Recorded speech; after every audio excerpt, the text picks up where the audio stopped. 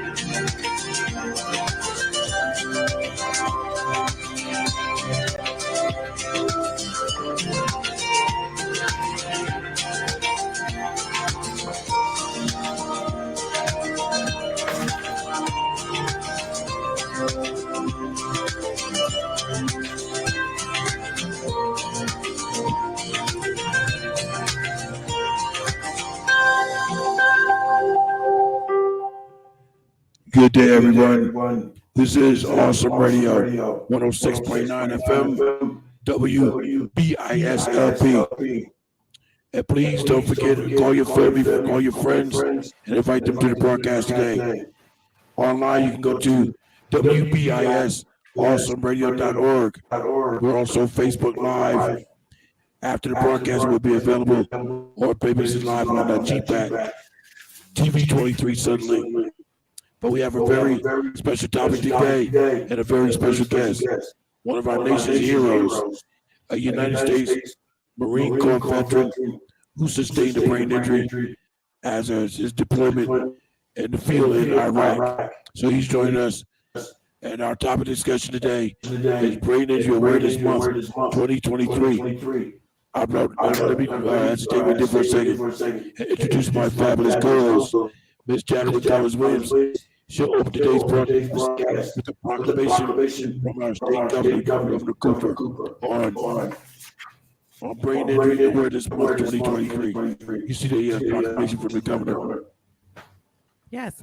Hey, good afternoon. To everyone. We are glad to be here. It is a good week. We have not been here in a while, but we're glad to be back on today. And we have our subject today. We're going to talk about traumatic brain injury awareness month. Brain Injury Awareness Month, but that includes traumatic brain injury.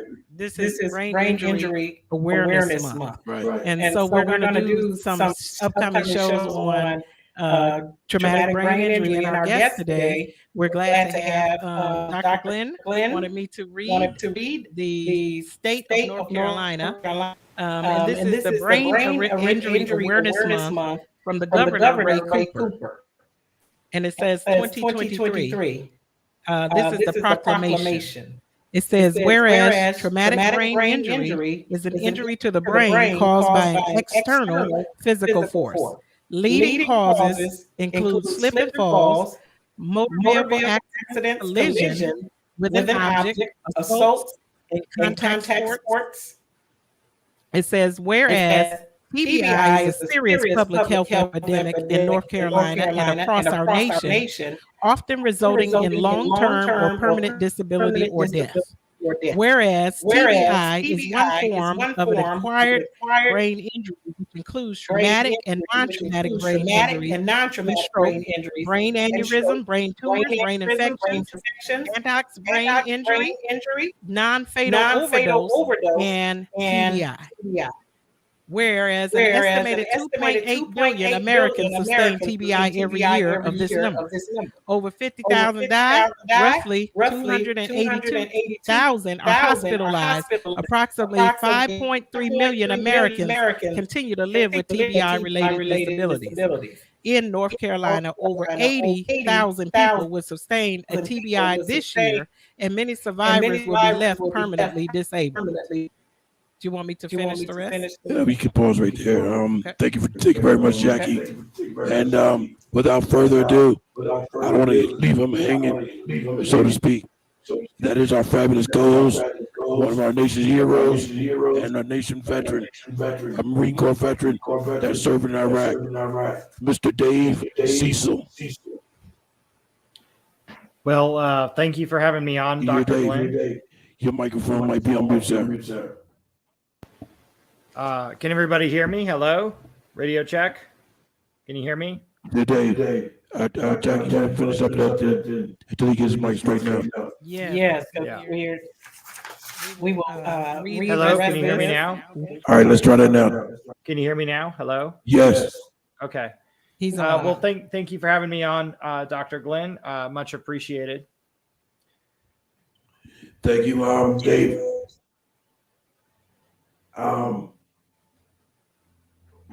Is that maybe your mic? Are you able to hear me? Yeah, I think I can. Maybe we have some audio issues here. Yeah. But did you say something? Hello? Can you hear me? I'm trying to get this feedback straight out. Sorry about that, the echo. So let me go straighten that out. I think we might put it on the other side. But go ahead. Okay. We got 5 minutes before we're going to break. If you want to start your story. Yeah, so my name is Dave Cecil. I'm a combat veteran. I served 2 tours in Iraq. I was with 1st Battalion's 1st Marine Division as an 0311 infantry. And I was in 2003, first push in as the invasion. And then 2004, I was in Fallujah. And part of my story is that I wrote about in a book called Fractured Reality. And my story is long and arduous. No big fan flames or anything like that. But here I am, and I have a lot to talk about. I decided that writing is a really good strategy for me to talk about a lot of what I'm going through. So again, I appreciate Dr. Glenn having me on. Brain injury is something that's close, near and dear to my heart. I take it very seriously, and the knowledge of the brain injury has helped improve my life immensely. So, but that's a little introduction of who I am. So again, 2 combat tours, 2003, as we're getting things set up here a little bit, Dr. Glenn. Yes, combat sir. tour 2003, and then another combat tour in 2004 with 1st Battalion, 5th Marines, 1st Marine Division, out of Camp Pendleton, California. A great unit. I was blessed by God to be with a good unit. I'm very blessed. I love my people and my country immensely, and God definitely had a plan for me in my life. I'm glad that you survived. I'm glad you're able to join us today. Mm-hmm. Glad you're back home on American soil. Amen. And I know you had quite an ordeal on Iraq, so my heart goes out to you. But I'm glad you're home. I'm glad you made it safe, and I'm glad that not glad, but I'm trying to think of the fathom the word. Well, I think we all go through things in our life, right? And, I can't change my past, but I can certainly learn from things that have gone on. And in a way, I am glad, not glad in a kind of a mean sort of way, Right. but I am glad that, I've been through some things and I've been able to learn a lot about what went on. My life has slowed down immensely because of my injury. And I'm very, very appreciative for what I've learned. Obviously I don't like an injury, but I'm very appreciative for what I am learning within the scope of that. Yeah, and having said that, before we go into our first break in a minute, I kind of feel the same way. If I could change something, I would, but I know I can't. So I have to live with what I have. I know I have a lifelong and permanent brain injury, particularly to my cerebellum and my vestibular system. And now, had I known then what I know now, I would have took every precaution you could imagine. I was always a safe rider on my motorcycle. Everybody knows my accident and my brain injuries was sustained from my near-fatal motorcycle accident in 2010. I was unhelmeted because I knew how to ride a motorcycle. And so I chose not to wear the helmet that day and route to a doctor's appointment, believe it or not. And I got hit by a big truck head on. But, you know, I knew the precautions. I knew, you know, the significance or what would happen if I got hit.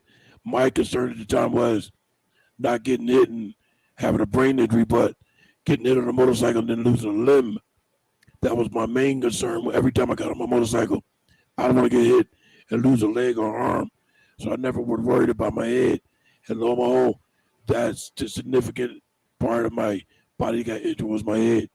So if I could change all that, of course, I would have been wearing that helmet. So, ladies and gentlemen, we got 20 seconds before we go to the first break. We're going to come back. I'm going to start with my co-host. We'll get back to Mr. Dave Cecil. I also invited some veterans to call in. If they're listening, they can call in after we come back from the break. Keep it locked right here to 106.9 FM, Awesome Radio. Back in a moment. My name is Jayla, and you're to see to my papa, Glenn Johnson, on the radio. From the Pacific.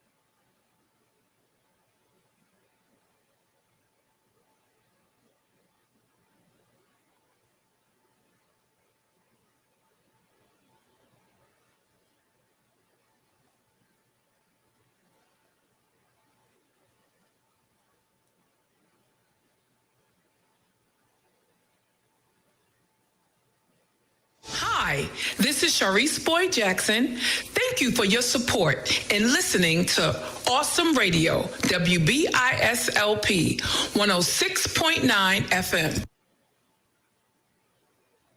Thank you, ladies and gentlemen, and welcome back to Awesome Radio 106.9 FM, WBISLP, Christian Inspiration for the Family and Ministry Teaching for Practical Christian Living. This is the Glenn Johnson Show, Motivation with Glenn and Jacqueline Collins Williams. We have our special guest, Mr. Dave Cecil, a Marine Corps vet, and he's sharing his story with us as to how he obtained or acquired his brain injury as a service to our country, serving in Iraq. I have reached out to some veterans also, and hopefully, or thankfully, they'll be calling in during the broadcast to offer some encouragement and support and sharing some stories also. So I'm going to give it back over to my co-host, and then we'll begin again with Mr. Dave Cecil. Jackie. We return here. I don't know if I missed it during the introduction, Mr. Dave Cecil's introduction, if he told us exactly how he sustained his brain injury. We know that he has it, and we know about the military tours, but I'm not sure if we understood how he received his injury. Right, because I was getting the audio straight over there. Yes, so I would like for us to be able to go back over that so we can get a clear understanding. Mr. Cecil, will you let us know how you sustained your brain injury? Absolutely. And, one thing I'm going to say before this is sometimes traumatic brain injury or brain injury can be complex. So with some people, they can be very clear, I've learned. And with other people, like my situation, they can be confusing. And so mine ended up to be confusing as I had to piece together some pieces of my events over the past decades. So what I had to do was go back and I had to trace a couple of to what they call LOC, or loss of consciousness. So in OIF 1, there was a tank that blew up, and I remember losing consciousness. So that's one I write about it in my book called Fractured Reality. So that was one time where definitely with a loss of consciousness, and there was other situations that led up to around that event. And then in OIF 2, so that'd be 2004, I had a rocket land on top of me, and I still don't know to this day, by the grace of God, I'm here. It basically landed on top of me. In fact, there was another Marine around me. He couldn't believe the wreckage of the rocket that I was still alive, and he took the wreckage of the rocket and put it on the front of his Humvee and said, "Cecil survived this." I do remember, however, specifically in both events, this specific time where I remember the etched part of the second time, the front part of the rocket coming at me, and that's all I remember. And then waking up to people matter-of-factly talking like I was deceased. They were like, "Oh, Cecil's dead." And I remember thinking in my head, well, I'm not dead. That's so silly. So in all that confusion that going on. So there's just bits and pieces as I try to piece that back together. I don't know if I answered your question correctly, but that's as much as I could kind of remember putting those pieces back together. And let me just say this before Jackie start. As you said, putting those pieces back together, because brain injury is the invisible epidemic. What does a brain injury look like? It looks like you and I, but we have a brain injury. But don't we still look human and normal? So, Miss Jacqueline Williams is sitting right across from me. I don't know if she had a brain injury or not. I don't think she does, but it looks like her too. She's absolutely normal. So it looks like all of us. Has no color, has no face, doesn't resemble anything. It's just his own characteristics. Either you have one or you don't. People that have a brain injury can still live a productive life. And people that have a brain injury, a lot of times the focus is not on disability, but ability. What can you do? What can't you do? You know what I mean? So what are your abilities? You can't do some things. Like I know I'm able to do a couple of things, and I know there's some things I can't no longer do. So it's the focus is on ability rather than disability. Miss Jackie. Yes. And, in our studies and looking up a few things here, I know that there's a wide spectrum of abilities and disabilities, and it can be vary and it can be specific to each person. So I know that from person to person, things can be different. And so I wanted to look here. We have a definition of what is traumatic brain injury. Traumatic brain injury often refers to as TBI. So when you hear us saying TBI, it's short for traumatic brain injury. It is most often an acute event similar to other injuries. That is where the similarities between traumatic brain injury and other injuries end. One moment the person is normal, the next moment life has abruptly changed. Exactly, like mine. Yes, and so I'm going to skip down to the bottom. Brain injuries do not heal like other injuries. Discovery is a functional recovery based on mechanisms that remain uncertain. No two brain injuries are alike, and that's what I stated a few minutes ago. And the consequence of two similar injuries may be very different. Symptoms may appear right away or may not be present for days or weeks after the injury. One of the consequences of brain injury is that the person often does not realize that a brain injury has occurred. Exactly. And before we give back over to Mr. Cecil with 3 minutes before the break, then we'll have three more 10-minute talk times, which is 30 minutes. I just want to mention I am a sitting member of the North Carolina Brain Injury Association Advisory Council. And one of the things I'm going to reach out to them is to allow me to focus on our children and our seniors, particularly our school-age children, and playing sports and having a concussion, because I found out an astronomical amount of information on concussions, especially pro football players, current and former pro football players for the NFL, having a concussion that will ultimately lead into CTE, chronic traumatic encephalopathy. That's undetected. It can only be detected once you're dead and they perform an autopsy. So that's why that's so important. One of the NFL players explaining his CTE that he thinks he has, he forgets a lot of things. Doesn't remember having keys in his hand when the keys are in his hand, or having his glasses on when his glasses are on. But we have 2 minutes to go. I'm going to get it over to Mr. Dave Cecil. Then we'll go on to the break and be back. Dave. Yes, Dr. Glenn, I like to to piggyback off of what you just said, because I think early diagnosis can be very important and things like that. It's something I wrote down, and a lot of the paperwork we see help with diagnosing things early. And it's not to point the finger necessarily at any one person or any one institution, but it's to learn and grow and educate that, hey, if my brain got shook, or if I got a concussion, or if I had a loss of consciousness, or something like this has happened, that diagnosing maybe not myself necessarily, but through something like that, this is something that keeps popping up in the literature. And this is something that I'm so happy that I reached out and got help from someone. Absolutely. And now we have a minute to go before we go to the break. But before we do, I know what the information and documents I sent to you. There was one document in particular that you said that you had an interest in. If you can let me know what that document is, we'll get that together and get that ready before we leave the broadcast today. So with 1 minute to go, I'm going to give that back over to Ms. Jacqueline Cummins-Williams. Yes. Mr. Cecil, will you tell us one of the vast differences or great differences that you had, that you noticed that you had after, that you didn't have before your brain injury? And if you don't get time to answer the entire question, we'll give you an opportunity to do that once we come back off this break. So we have 40 seconds before we go to the break. I'd rather for you to hold off on it and come back from the break. Absolutely. So we have 30 seconds now. Absolutely. It's the state. There's a lot of different things, but one of the main things is memory. So memory loss, but also, lots of these things, but not to say that there's hope, because there's always hope through proper. So I just want to put that out there. Yeah, Dave, I want you to pick that back up. Okay. When we come back from the break.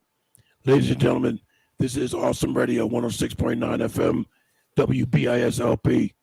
You're tuned into the Glenn Johnson Show, Motivation with Glenn. We'll return in a moment. Back in a moment. Hi, this is Coach Vernon Garrison. You're listening to Awesome Radio, WBISLP 106.9.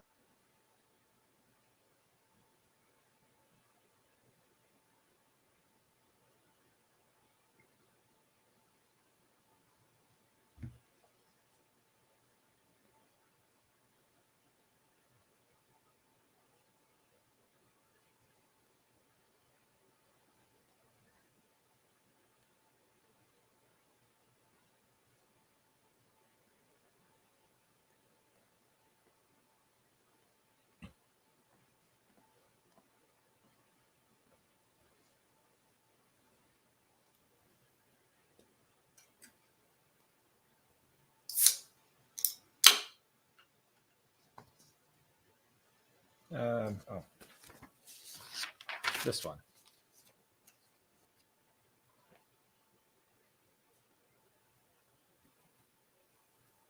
We're back. You're listening to The Glenn Johnson Show. You can reach Glenn at glennjohnsonshow@gmail.com. All right, welcome back, ladies and gentlemen. We're down to our final 30 minutes of today's broadcast, so we're not going to delay anything. I just want to reach out to everyone that's listening. Phone your neighbor, phone your friends out, and tune in as well. Don't forget, we're always available on Google Play with the App Store for Apple users, and Roku TV. We are Facebook Live. This is the Glenn Johnson Show, Motivation with Glenn and Jacqueline Cummins-Williams.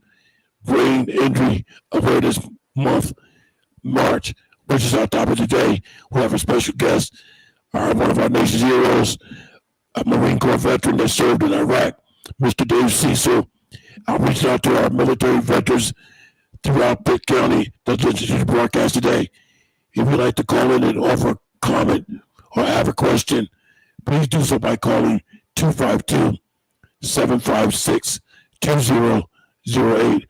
I'm going to give it back over to Mr. Dave Cecil, who has given us a response to a question by my co-host, Dave. Yes.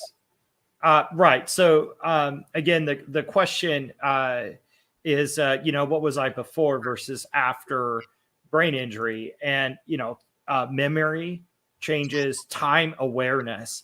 So the time spatial awareness is completely off. Emotions, the ability to keep and stay emotions. Now all this is controlled. I have the ability to control this. And let me say something right here. The fight never ends with me. I will fight, and I will fight for a healthy lifestyle, for healthy me. So let me be very clear with that. These things they sometimes are difficult. It's very difficult to deal with memory, time awareness, emotional speech is difficult. All these things may sound, oh, well, you're speaking well. Memory, oh, well, you're here. I came on time. But all these things are difficult. They're very difficult. But the fight never ends with me in that I work on myself. I am my own caregiver. And might I add, I'm very good at it. So these are things that I work on. And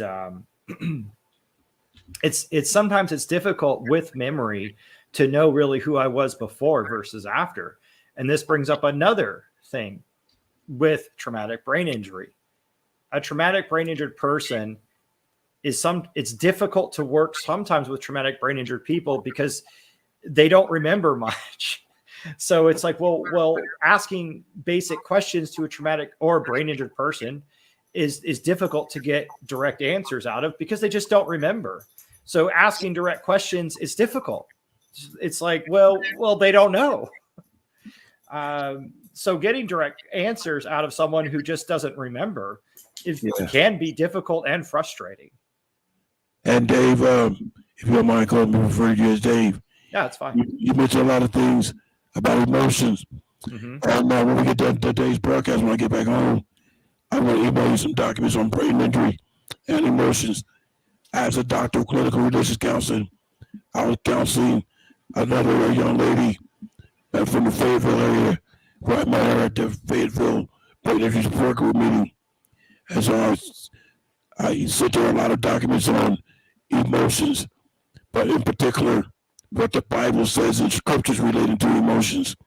If you don't mind, I would like to do the same to you as well. Absolutely. Because I know you're a man of God. Yes. And you spoke out how God has worked in your life. So, the Lord Jesus Christ will always be over you to shield you and protect you. Amen. Jackie. Yes, and I have quite a few things that are written down over here, Dr. Glenn, concerning those areas. And the paper that you just gave me also deals with that. One of the things I wanted to talk to and ask Dave Cecil about were triggers that frustrate. A lot of people that have traumatic brain injuries, they know the triggers that frustrate them. And I wanted to talk to him about particular things, and yourself also, Dr. Glenn. I know you're not on, but there's some certain triggers with traumatic brain injuries that frustrate people. And I know Dave talked about his memory being one of them. But could you tell us a little bit more? That is a good question. That's a great question. And I know right now failure for me frustrates me. And I had to become okay with failure. And this goes directly into my Christian walk. Because who am I supposed to go to when I fail? Am I supposed to go to myself, or am I supposed to go to God for forgiveness? And I had to be okay with going to God because God forgave me. And this was very difficult for me to do. I didn't want to. I was stubborn. My stubbornness worked against me for a few years. I'm very grateful for God forgiving me. And in turn, this worked very well for me. Or is working very well for me, because within brain injury, this is very important for me. Within brain injury, I need to be okay with taking breaks. My brain needs a break because I'm working very hard in ways that I may not really understand. So I need to give my brain a break. I hear you on that one. Mm-hmm. And it's a very difficult concept for me. That was a very difficult concept for me to understand. and to forgive myself as in Christ forgave me in the way, because I just wanted to push and say, no, that's not the brain injury, that's something else. And then I would find myself, as I would call, like at a red light. So like the green light, yellow light, red light. And I'd find myself at like a red light, as in very frustrated, very in lack of memory and all these things. And all I needed to do was slow down, Right. take a breath. Well, now let me just point out some things about that. I don't really have any triggers. The only thing that really frustrates me, if I get frustrated at all, and I try not to get frustrated, because I don't want somebody to respond in a particular way. And this is usually about people that know I have a brain injury. And I don't want them to think what I'm doing is a result of my brain injury. If I do something that they seem to think is out of ordinary, I don't want them to respond in a negative way, thinking that I'm doing it because of a brain injury. That's not the case. If I can give you one example, and he's probably listening to the broadcast, so I'm not going to say any names. And this is a friend of mine that's also an attorney that helped me out throughout my ordeal. I got really, really, really frustrated and angry with him one day when he's at my apartment before I moved to North Carolina. Kept asking me this, doing that. I just really got angry, aggravated, and frustrated, because in my mind, I want him to know, hey, I'm still Glenn Johnson. I'm still the same. I know I've been in the hospital all that time. I know I've been in an accident. I know I have a brain injury, but I'm still the same Glenn Johnson that you knew. So stop treating me that way. And like my mom, I usually try to refrain from profanity, cursing, but I really had to lay him out one day. And obviously, I can't repeat the words because I don't do that, but that's only the one time I really got frustrated with my brain, having a brain injury, because he was just so aggravating, annoying. You know what I mean, Jackie? Yes. So, and I was going to say that I probably also people that deal with, or around people that have a traumatic brain injury, that sometimes, may have a difficult time deciphering what is the person's personality versus what is the brain injury.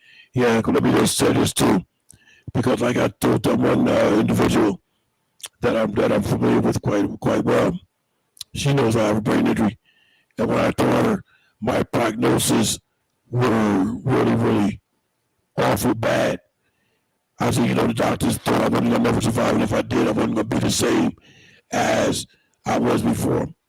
She took that to mean, so you're kind of supposed to be like retarded. I know that's a horrible word to use. I said, no, what you mean is I'm supposed to have some mental challenges, not retarded. You know what I mean? Don't refer to it as being retarded. If you see somebody that has some kind of disability that might appear to be that way, that's an awful way to use as far as I'm concerned. So rather than say retarded, just say he has a mental disability or some mental capability. You know what I mean? Just don't say retarded. Oh, yes. And, as we talked and we spoke earlier. Ladies and gentlemen, keep it locked right to 106.9 FM Awesome Radio. We'll be back in a moment.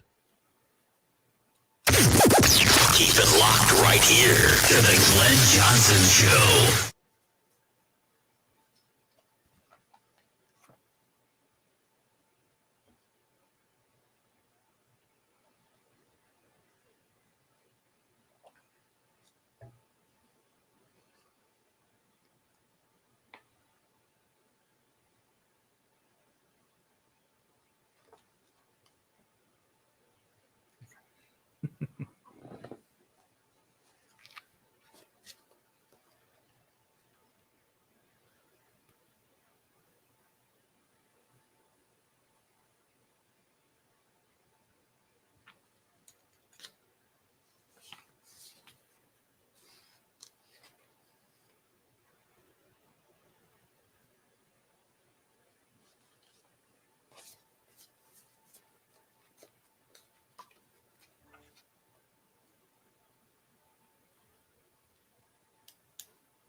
Cheryl Walters, you're listening to Awesome Radio. Welcome back, ladies and gentlemen, to the Glenn Johnson Show. Motivations with Glenn and Jacqueline Collins Williams. This is Awesome Radio, 106.9 FM, WBISLP, Winterville, Aden, Clifton, Southside, Greenville, North Carolina. So without further ado, because we are down to our final 20 minutes of today's broadcast, I'm going to go back over to Mr. Dave Cecil, who's our special guest, a Marine Corps vet, and her dad's a brain injury that he sustained in Iraq during this deployment. And then we'll go back to Ms. Collins Williams. Dave. Yes.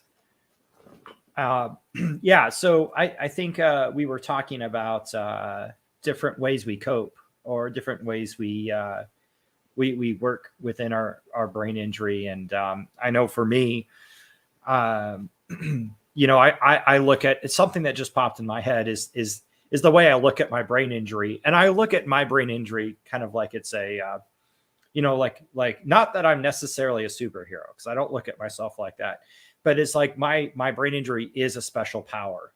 And with a special power comes good things and bad things. So there are some things that, because of my brain injury, I do have some benefits with that. I really do. But there also comes some negative things. So like within every movie, the whatever character plays in that movie, that character does struggle with those concepts, because it is, it's a hassle and they struggle. But then they have some things that it does benefit them. So not everything, not 100% of everything that comes with my brain injury is negative. There has been some benefits with my brain injury, such as slowing me down, getting me to a place in my life to say, hey, Dave, slow down. There's things that are good for me to work on in my life. And this is why I've been saying I'm grateful for what God has put in my life. I'm very grateful for that. Yeah, Dave, let me ask you. I know there was a particular document that you I liked. I have two documents in front of me. Mm-hmm. One, what you should know about concussions, mild TBI. The other is from the Defense Centers of Excellence, Military TBI Case Management, National Resource Fact Sheet. I don't know if either one of those were the ones you were referring to, but I'll give you a little bit. We have 7 minutes before we go to the break. If you want to go to one of those documents, whichever one that you prefer. Yeah, you're going to have to give me a second here. One moment. All right. I'm gonna just give me a second here. All right. Jackie, you want to add anything while you search for that document? Yes, I just wanted to ask him in his closing before he after he gets that document, that he would tell us one of the most important things that he would want us or the audience to know about him concerning his traumatic brain injury. Yeah, let's do that. Dave, did you hear that? Yes, I did. I heard that. And, one of the most important things is basically how God used the brain injury in my life to effectuate his plan. And, within that, how it's not a bad thing, even though the brain injury in and of itself is horrible and bad, but that it has been used in a way to help me in my life in a very positive way. So the brain injury itself is horrible. Don't get me wrong, but it can be used for good in my life to help improve me as a person.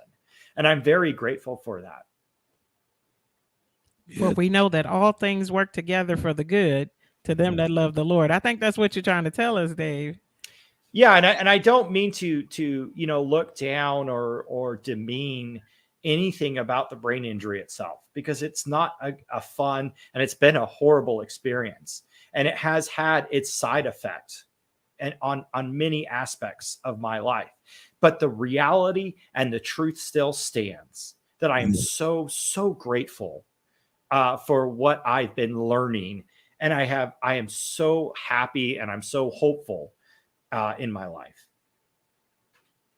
Dave, let me ask you a question. Are you getting a lot of support and help from the VA? I am still pursuing avenues within that process. And I lean on the fact of educate, because I believe, and I firmly continue to pursue that education and educate the people and persons within the Veteran Administration, because I know there are so many great people within the Veteran Administration. Yeah, absolutely. That's want why to do better. Absolutely. That's why I asked that question, because programs like this and stations like this, bringing information out to the public, educating people, is why it's so important. I know I asked a couple of veterans to call in if they could. They're probably listening in. They probably can't get to the phone right now. But if there's anyone out there listening that's a vet, would like to offer some advice to Mr. Cecil, please do so by calling 252-756-2008. We still have approximately 14 minutes for today's broadcast. So if we don't do it before we go to the break, you'll have 10 minutes to do so when we come back from the break. Jackie. Yes, one of the papers that we have here and things that I looked up too concerning traumatic brain injury, and it talked about brain injury dealing with emotions. That's one of the toughest areas that those with traumatic brain injuries struggle with, is dealing with certain emotions. So I wanted to read a few things here and also make you aware, and this is information, feelings that some of the emotions are feelings of sadness, frustration, and loss are common after a brain injury. These feelings often appear during the later stages of recovery, after the individual has become more aware of the long-term situation. If these feelings become overwhelming or interfere with recovery, the person may be suffering from depression. And it says that some of the most common behavioral and emotional problems people with TBI include verbal outbursts, physical outbursts, and these can vary again from person to person and case to case. Some don't experience these things, but there are some that do. It said poor judgment, impulse behavior, negativity, intolerance, apathy, egocentric. It is important to be sensitive to extreme emotional changes after brain injury, as they may include a developing of mental illness. Yeah. And I think I wanted to really, stay on that it is not something that is just over once you have the brain injury. Later, it can develop into something else. And your symptoms and other things can begin to decline in your body after having a traumatic brain injury. That's right. You said, you said that something could develop into something else. That's like the VA when they released the report, I believe a year and a half ago, 2 years ago, that said that anybody with PTSD could eventually progress into a traumatic brain injury. So these are all some things to consider. I'm going to give it back over to Jackie with 1 minute to go, but when we come back, I would like to offer some information on, is a brain injury an emergency? Absolutely, it is an emergency, but there's a couple of things they point out as far as our brain injury being an emergency. And I want to mention those to you when we come back. Jackie?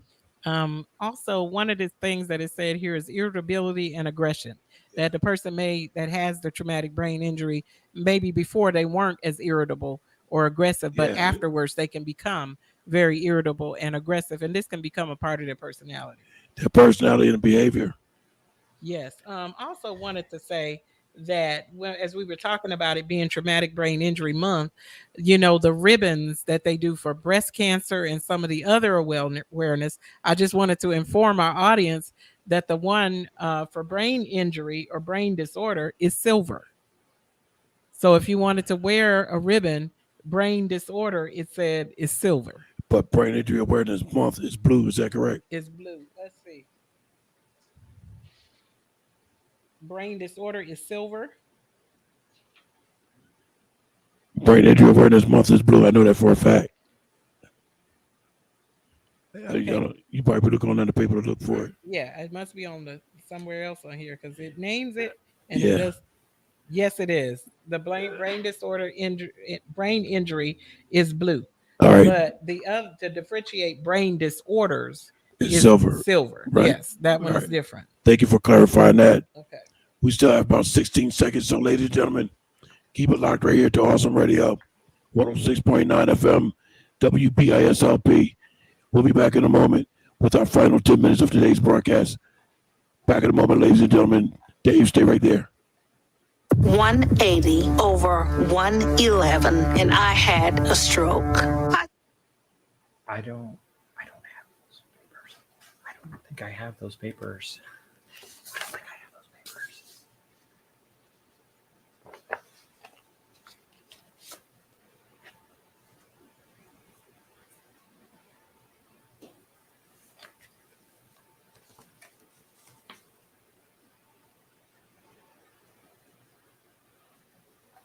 To my papa, Glenn Johnson, on the radio.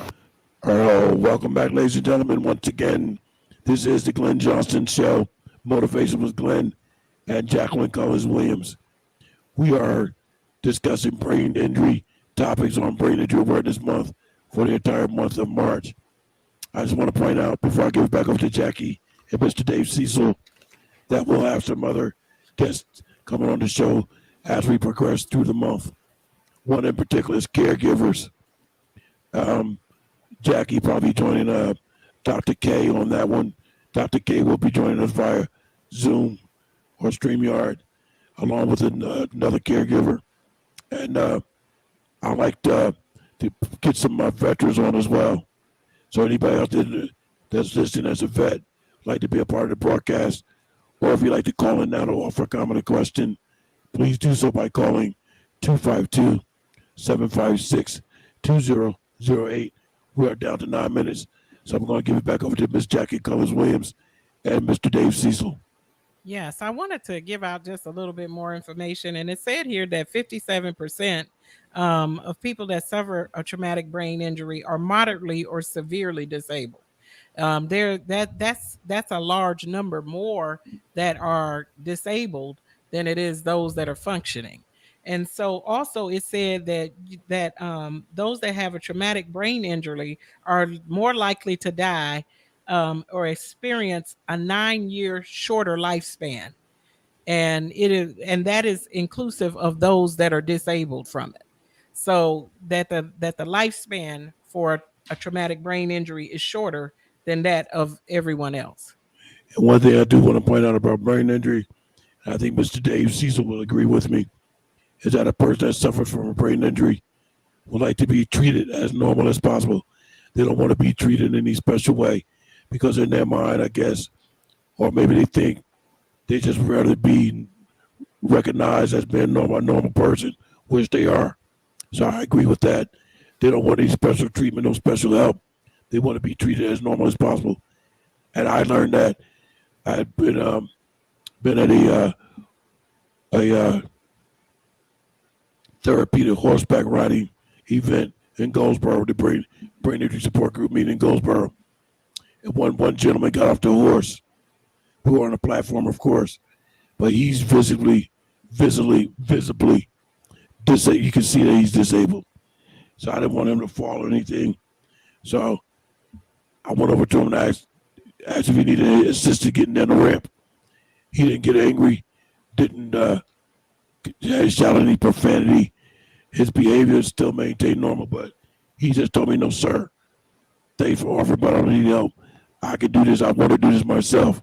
So I just want to make that mention that a person with a brain injury want to be treated as normal as possible.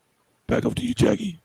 Oh, yes. And I wanted to also with Dave Cecil before we leave, if he would talk to us about anything that causes him overstimulation. Does he have problems with that? You know, a lot of times people that have traumatic brain injuries, they struggle with being overstimulated or in overstimulation when there's a place where there's loud noises or different things that can cause those type of, overstimulation or frustrations in those areas. Yeah, thank you for the question. I appreciate that because I have struggled with it, and there's a method I learned called, for me, it works for me, called I call it green light, yellow light, red light. So when I get to a point where I start feeling myself getting to like yellow in my mind, then I know that Dave Cecil needs to start taking a break. So I have ways that I need to take a break, because I do struggle with light sensitivity, sound sensitivity, in ways that I used to not struggle with these on an extreme way, so that I can control when I need to take breaks. One other thing I also noticed in some of the literature And this is under the traumatic brain injury during Operation Iraqi Freedom. And they said in their literature, although multiple TBI-related diagnoses were coming, 51% of the patient group had only intracranial injuries with no accompanying head fractures or open wound of the head. So of their literature, 51% of brain injuries were inside. That is indicative that traumatic brain injuries are the invisible injury to some extent. That multiple brain injuries are that we just look normal. So that's within their own literature. And that's from the VA, right? That's from I think it's the Department of Defense. Okay. That put this out. That's them just admitting, and that's the literature out today. Imagine what they're going to find in the future. So as my drill instructor used to say, it would behoove you, Dave Cecil, but it would behoove you to take advantage of that right now. Yeah. Or it would behoove me to help myself. Well, we have 4 minutes remaining for today's broadcast, so we're not going to delay anything. Dave, if you have to go, we certainly appreciate you being here. And I will email you some documents when I get back home later or tomorrow. I'm going to go to the remaining 4 minutes to my co-host, Ms. Jacqueline Coles-Williams. Yes, I think when we started here, and at some point we will mention that the 8 types of brain injuries, because concussions and different things, as you know, Dave was talking about how most of them are hidden inside, and so there are different types. And I mean, even brain hemorrhages, those can be traumatic brain injuries, and that's more common. Aneurysms, you know, from strokes and those type of things. And those are the things that we kind of overlook when we talk about traumatic brain injuries. So we'll talk some more about those things in some of our upcoming shows, and we'll talk about the 7 or 8 causes that are for traumatic brain injury. Yeah. And so we'll name them, and so you'll be able to see what they are. We'll definitely get them on an upcoming show. Dr. Glenn? Absolutely. And I'll give the final 2 minutes to Mr. Dave Cecil, because I know you have to provide young children. Dave, if you want to give 2 minutes, then you can depart if you like. Well, first of all, I'd like to say thank you, Dr. Glenn, for having me on your show. It's been a privilege to be here. So thank you again for that. I feel very strongly about traumatic brain injury and just the invisibility factor that is over that. And I want to also say thank you to Jesus Christ being in my heart. To me, I feel very strongly about that. So I want to say thank you to Jesus.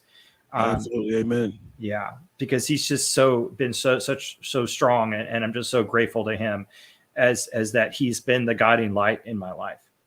As far as with the brain injury is concerned, it's the invisible brain injury, and if I hadn't caught it, and if I hadn't seek for help, if I didn't seek for help, then I don't know where I'd be. So I've been so grateful for so many different organizations along the way. And I encourage people, if they feel like they might, be in a situation, I seek for help. And that's what really helped me. Yeah. And let me point this out. We got 1 minute to go before you have to leave. Dave Cecil do have a book out, but I'm waiting for the owner's approval after he receives the books that he had to ship. So we're waiting for the books to arrive. And then I have to invite Mr. Dave Cecil back to talk about his book. But the book is entitled Fractured Reality by Dave Cecil. We have 1 minute remaining. I'm going to get it over to my co-host, Ms. Jacqueline Coles-Williams. Yes, I wanted to just say, because we talked about a lot, and the statement has been made several times, that people with traumatic brain injury don't always, they want to be treated normal. Some that have it, they need assistance, and they absolutely have to have someone to take care of them. Yeah, so there's a difference in high functioning and non-high functioning. Right, absolutely. Yeah, yes. But the complexity of brain injury, there's a complexity to it, and different people need different help. That's right. Glenn, go ahead. Some people have long-term and visible impairments, like Dr. K, who's going to be on. She's a caregiver of her husband, who is a North Carolina trooper that was rear-ended at a motor vehicle stop, rear-ended by a car doing 70 miles an hour. which her husband sustained his brain injury. He needs around-the-clock care, and she is his caregiver. So she'll be joining us on the 15th. I want to thank everybody for tuning in today. This has been an awesome program, Top of the Game with Mr. Dave Cecil. We are down to our final 10 seconds. So I want to say, glory be to God, and everybody have a safe day. Thank you very much for tuning in.